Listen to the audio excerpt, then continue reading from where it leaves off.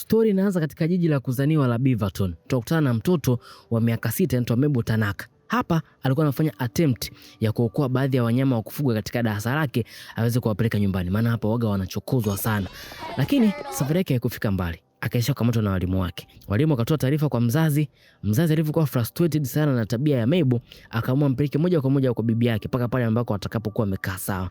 Asao bibi yake huwa anaishi karibu na kibwawa fulani hivi ambacho kina wanyama. Sasa ile kwenda kukaa pale kuona wanyama na bibi, Mabel akaanza kuwa inspired na ile jambo. Kwa hivyo akaanza naye ku appreciate nature kinamna fulani. Miaka ikaenda na sasa hivi huyo bibi yake akawa amefariki dunia. Na wazazi wake walikuwa wamehama mji kwenda mji mwingine. Lakini kwa sababu yeye binti mkubwa tayari, akaamua kubaki hapo hapo, kuendelea kwanza na college yake, lakini pia kuendelea kuangalia ile bwawa ambalo liko katika sehemu hiyo.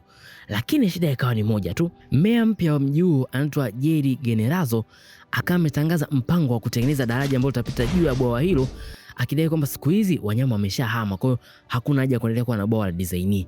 Mabel akagoma sana kuhusu campaign. Akajaribu pia kupata petition kutoka kwa watu kwamba bana, tusijenge daraja ili wanyama waweze kupona, lakini alikuwa hapati support kabisa. Kila mtu alikuwa akimfungia mlango. Sasa akiwa katika jitihada za kuhakikisha kwamba anarudisha wanyama pale ili huo mpango usiendelee, Mabel akaja kugundua kwamba profesa wake wa biology anaitwa Dr. Sam pamoja na wafanyakazi wenzake Nisha pamoja na Kona wameanzisha program ya kisiri sana inaitwa Hoppers, ambayo yenyewe inahusisha namna ambavyo binadamu wanaweza kaingia katika miili ya kiroboti ya wanyama ili kuweza kuelewa zaidi ambavyo sayansi ya wanyama inavyofanya kazi. Sasa baada ya kugundua hilo jambo, akajaribu kuongea na Dr. Sam.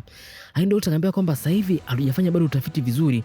Kama tukaamua kuinterfere na wildlife, inaweza labda ikaleta majanga ambayo sisi hatuyajui bado. Lakini Mabel akasema hapana, akaamua kutumia opportunity kuingia katika moja ya robotic beaver kisha aende kuescape na kuokoa ile grade ambayo alikuwa anapambana nayo sana. Lakini kufika kule katika mazingira ya wanyama akawa yuko mistaken na real beef. Kwa hiyo akachukuliwa mpaka kwa mfalme wa mama anaitwa King George. Huyo mfalme ndiye ambaye anaangalia namna ambavyo watu wanakaa hapo na kula. Kimsingi katika moja ya bombo sasa hivi limeshakuwa overcrowded sana, yani watu wanakaa mpaka eneo zinakuwa hazitoshi. Na huko akagundua kwamba kumbe kuna mti fulani hivi ambao ni fake ama artificial tree ambayo ilikuwa inatoa sauti fulani ama wave za sauti ambazo zenyewe zinawakera wanyama tu. Yani kwa binadamu hazisikiki, lakini kwa wanyama zinasikika na zinawakera sana. Na kumbe Jerry alifanya hivi makusudi. Alisema kwamba eti hamna wanyama siku hizi, lakini kumbe yeye mwenyewe alifanya makusudi ili wanyama waweze kukimbia. Kwa hiyo wanyama wakaamua kuondoka katika eneo hilo. Lakini Mabel alipogundua tu akaenda kuidestroy device mapema sana. Kwa hiyo kwa namna hiyo wanyama wengi wakaanza kurejea katika ile bwawa ambako walikuwa wanaishi zamani. Na muda huo tayari Mabel alikuwa shaanza kuwa close sana na king wa sehemu hiyo anaitwa George. Kwa hiyo akatamani sasa kureveal identity yake ili aweze kumuelewa kwamba yeye sio beaver wa kawaida ama sio mama wa kawaida. Sema ni vitu amekuja kuokoa bwawa la sehemu hiyo. Lakini kabla hata kuweza kufanya mambo, Jerry akaisha tena kuvunja ile bwawa kwa kutumia mabomu pamoja na vilipuzi. Na kisha akaongeza mamiti ya kutosha ambao anatoa zile sauti ili wanyama waweze kukimbia. Kwa moja kwa moja Mabel akaongea na George, alafu wakaitisha mkutano wa wanyama ambao ulikuwa attended na wafalme kutoka katika klasi za wadudu, amphibia, samaki, reptilia pamoja na ndege. Hasa wamefika pale, mfalme wa Mamo akanaongea kwa utaratibu sana mbele ya wale watu. Beaver akaamua kwamba huku ni kupoteza muda, akawaambia black and white kwamba huyu Jerry mkimchekea atakuja kuthreaten habitats zenu zote. Kwa council ikaamua kwa pamoja kwamba huyu Jerry watamletea tishio la maana sana kama atakuwa na mpango wa kuthreaten habitats zetu. Lakini pia wakati mazungumzo yanaendelea, kwa kama vile kuna mgongano hivi wa mawazo. Kwani kama vile wakawa wameshaanza kugombana mule ndani. Sasa ile Mabel atajaribu kumstop yule malkia wa wadudu, akaisha kumuua tu kwa kumsquish. Kwa ikabidi moja kwa moja basi George pamoja na Mabel waanze kukimbia kwenda nje, maana alikuwa kimeshaumana huko ndani. Alafu mtoto wa aliyekuwa malkia wa wadudu anaitwa Titus akaamua kujifanya yeye kuwa sasa mfalme na kuchukua control sasa ya council. Asa huko nje yule mfalme George akatana ameshamkasirikia sana Mabel kuhusu kile ambacho amekifanya katika council. Lakini kwa sababu kumbuka kwamba kuna shida kubwa sana kuliko hii, akaamua msamehe tu na wakakubaliana kwamba basi waende kwa Jerry afuatafute namna za kufanya basi ili huu mpango wake kutengeneza daraja hapa uondoke. Wakawa kujoin na Rolf ambaye ni beaver, Tom ambaye ni lizard pamoja na Ellen ambaye alikuwa ni bear. Kwa hiyo kile kikundi kikatoka moja kwa moja kaenda kumlocate ili alipo, kisha wakamchukua na kumpeleka paka kwenye bwawa kwa matumaini ya kwamba akifika kule kwa vitisho ambavyo wamempatia basi atasema kwamba huo mradi uache kujenga mara moja. Lakini wakati wapo njiani tu kwa kuna ndege wanaitwa seagulls walikuwa wanafanya kazi kwa niaba ya council ile ambayo sasa hivi inaongozwa na ule King Titus. Wakawa wamemchukua bungi moja la papa anaitwa Diane kuja kumuua Jerry katika sehemu hiyo. Anyways, kwa sababu Mfalme George alikuwa anafahamiana na Diane. Oh, it's Diane. You guys, she's actually like super nice. Basi wakaishia kuongea naye na kwa namna hiyo wakawa wameokoka kutokana na huo mdomo wa papa. Lakini Jerry akamda wote huo anahisi kwamba labda ni anaota. Yaani kwamba kitu sio sahihi kama jinsi ambavyo anakifahamu. Kwa hiyo akagoma kabisa kuachana na swala zima la kujenga barabara katika sehemu hiyo. Sasa wakati Mabel yuko very frustrated na kitu ambacho Jerry amekifanya, akaishia tu ku reveal location kwa Cancel, lakini pia kwa wale wanasayansi ambao wanamtafuta ili waweze kumbadilisha. Kwa hiyo wale wanasayansi walipofika pale wakamdisconnect na ule robotic beaver, wakamfanya binti aishie kufaint tu, wakamuingiza katika gari. Sasa George akahangaika sana kumuokoa yule beaver ambaye alikuwa amekamatwa bila kujua kwamba alikuwa ni robotic tu. Hasa wakati Mabel amefaint, anakuja kushtuka hivi, akakuta kwamba kila mtu ametekwa na ile Cancel ya wanyama.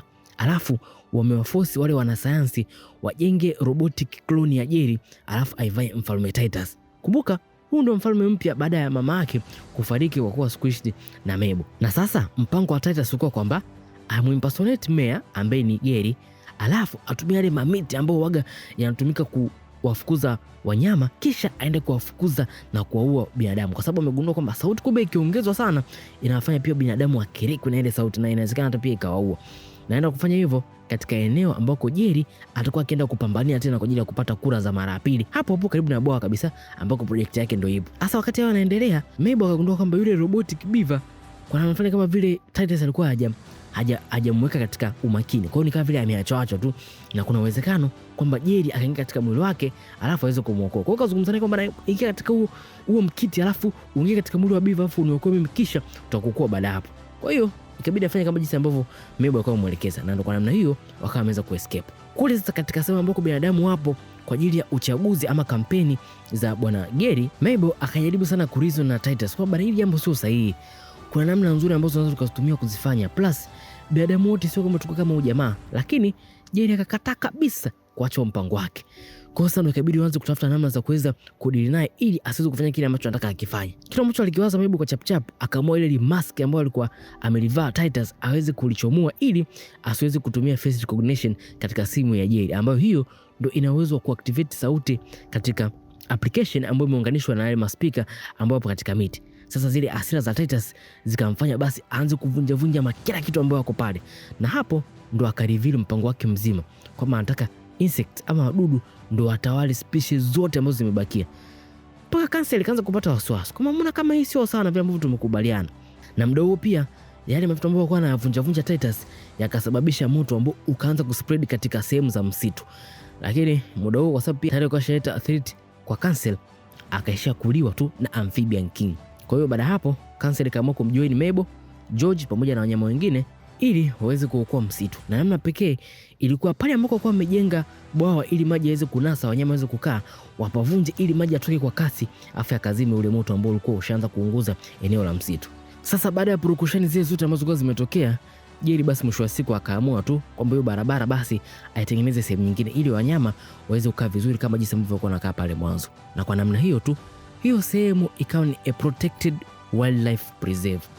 Mabel pia mwisho wa siku akaishia kugraduate katika college yake, lakini ile program ya Hoppers ikaishia kukataza tu kwa sababu ya actions ambazo zilikuwa zishatokea tangu kipindi hiko. Kwa basi Dr. Sam akaamua kuanzisha jambo jingine kabisa na akaishia kumwajiri Mabel kama assistant wake.